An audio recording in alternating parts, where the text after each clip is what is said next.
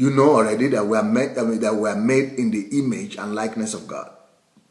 The very first thing we need to do to be able to function in the best way that we could, as we have been created to be, is that we will learn how to function the way we are created to function. And there is no other person to learn from. The best example of who to learn from is Christ. And if you read Colossians chapter 1, it says that Jesus is the example, is the model of man, is the ultimate model of what man is supposed to be. And is the first among the, okay, let's say it. Colossians chapter 1 verse 15. It says, in whom we have redemption through his blood, even the forgiveness of sins.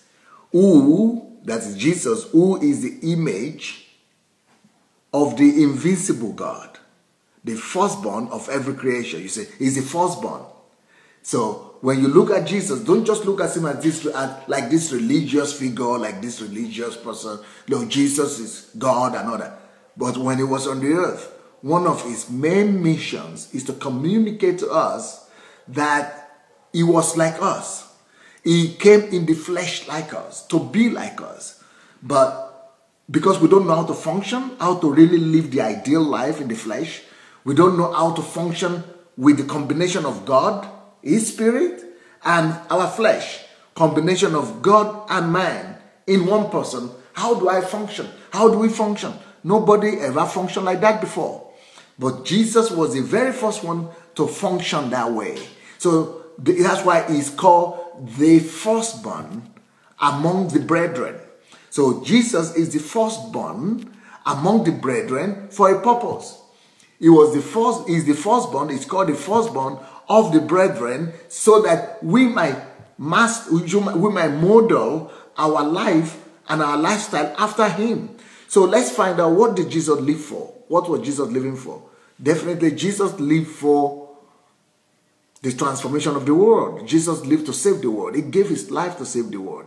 For God so loved the world that he gave his only begotten son. So Jesus gave his life to save the world. What is that telling me?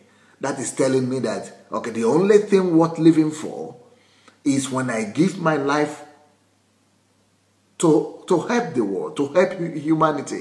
So Jesus' life was not about him. So that means my life must not be about me.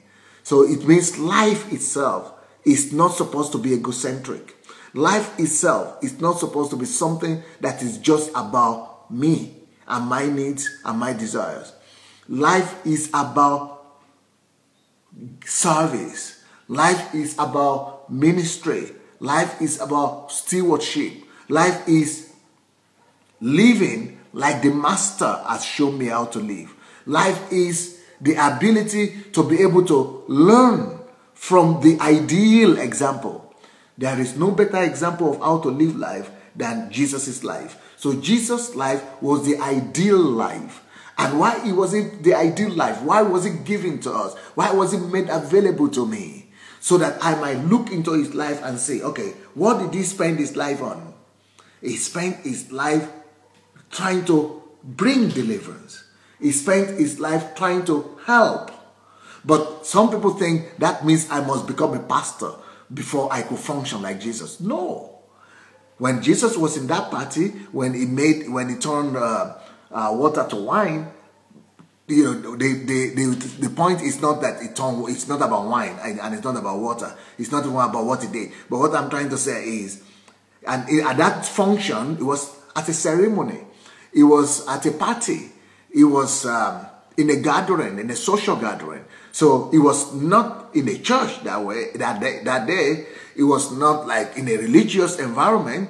It was not functioning as a priest with a cassock, or something like that. No, he was just a normal person, that was living his life, going to party, befriending the Pharisees and some taxpayers, tax collectors, befriending some people that people would call sinners. He was living the regular life. So you and I, we don't need to, separate ourselves and make ourselves different and really look pious and think that, oh, for us to live like Jesus, then we must become pastors, we must have a title. Jesus really never had a title.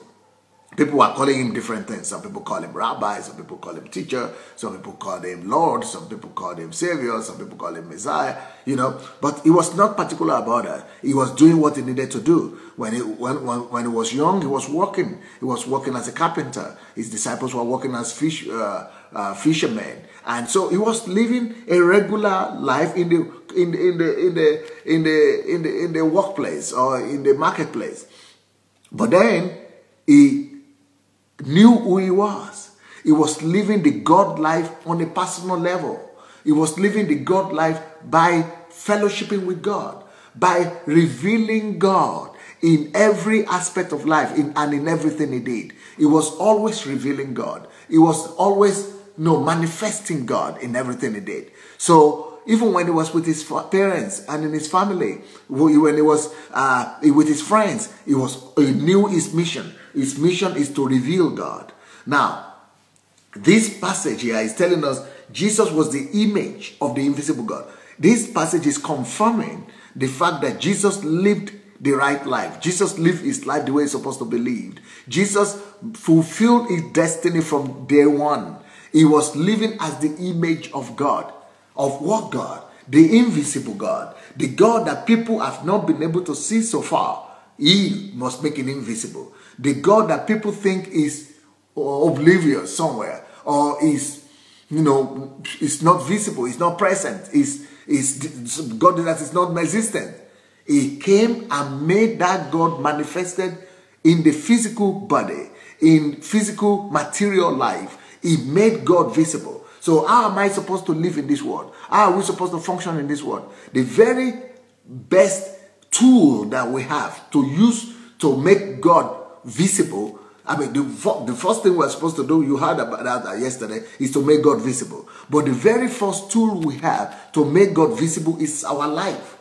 Okay, we can make God visible by producing things. We can make God visible by producing products. We can make God visible by converting our gifts into products, by converting the Spirit of God, that we experience into products, by converting our knowledge into products, by converting our revelations into products, by converting our wisdom, understanding into products. Yes, we can. That is what we do. And, when we act, when we work, when we are diligent, we can convert everything into products, using that product to glorify God. When people see the works of our hands, when they see our good works, they will glorify our God in heaven. So we must do something to make it visible. We must make our everything that we are experiencing with God, we must convert into something visible. But before you make your own computer, before you make your own product, before you make something outside of yourself, the very first instrument and the biggest tool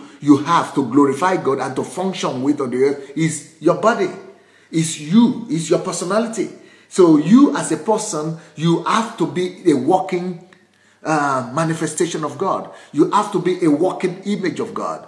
And that's why it says we are the letter written. We are the written letter that's supposed to be read by all men. We are the unwritten or whatever. We are the letter that is supposed to be read by all men. So my life is supposed to be read. People are supposed to be reading my actions. People are supposed to be reading my character. People are supposed to be reading my behavior. People are supposed to be reading my reactions. People are supposed to be reading my attitude. People are supposed to be reading me. So the way I dress, I'm supposed to communicate something. And that communication has to do with communicating His glory, communicating His beauty, communicating His gift, communicating His image in me. So Jesus, when He was living, the way He will act, the way He will speak, what He will do was all communicating God. So He was all manifesting God in everything He did. So much that people could see Him and say, He was the image of the invisible God. Look at Him. Look at Him going. That's the lamp of God. That's the image of God right there. That's how God looks. That's how God behaves. That's how God, that is the image of God right there. So what this place is talking about is that Jesus made Himself. He empowered Himself. He added so much value into Himself. The value of God. He developed it in himself. He cultivated God in himself. And we can do the same thing. That is what we're supposed to do. The biggest asset we have to communicate God, to reveal God, to manifest God on a daily basis is ourselves. Is our body, our spirit, and our soul. So we have those three components. What makes me who I am? What's the composition of man? The composition of man is his body. And that's the first thing people see. People see your body. So you take care of your body. That is one of the reasons we take care of our body. So we take care of our body so that people will be able to, we make ourselves attractive. We make ourselves interesting. And we let our body language say something that will always point to God at the end of the day. Let people be attracted to us so that we might be able to speak and point them to God. Let people see, our conduct, our behavior, and be able to, to pay attention to God. But the body is the least effective instrument that is in a person for him to use to communicate God, because the body is the weakest. The body could be any kind of body. Bodies are different. The body could be small, it could be big, it could be fat, it could be lean, it could be beautiful, it might not be beautiful for some people. So body is the weakest. So you don't pay all your attention using your body to communicate God. But you could still use your body, but it's not the biggest instrument that you have to communicate God. The biggest instrument you have to function with on the earth is your body is just to interact with the physical world. So and for people to be able to identify you, but you still want to put it in order. You still want to polish it. You still want to make it, upgrade it in a way that will make that will make people to ask questions, or that will make people to compliment. But when they compliment you or ask questions about you, you refer it right back to God. You refer it right back to the Master. If you have been watching our videos and maybe you enjoy them, maybe you don't enjoy them, but still we need you to help us spread the word. And for that to happen, we only need you to take 5 little steps. Please help us spread this word by liking the video. Then, if you have not yet subscribed to our channel, please go ahead and subscribe to the channel. We also need you to press the notification button, and the way to do that is to click on the bell. You see the bell there? Click on it. Then, of course, leave your comments. Let's know what you're thinking about each video. And finally, we need you to go and share the word. Share this video on your Facebook timeline, on your Instagram, and every other platform that you have. All right? Let's win the world for Christ. Thank you so much.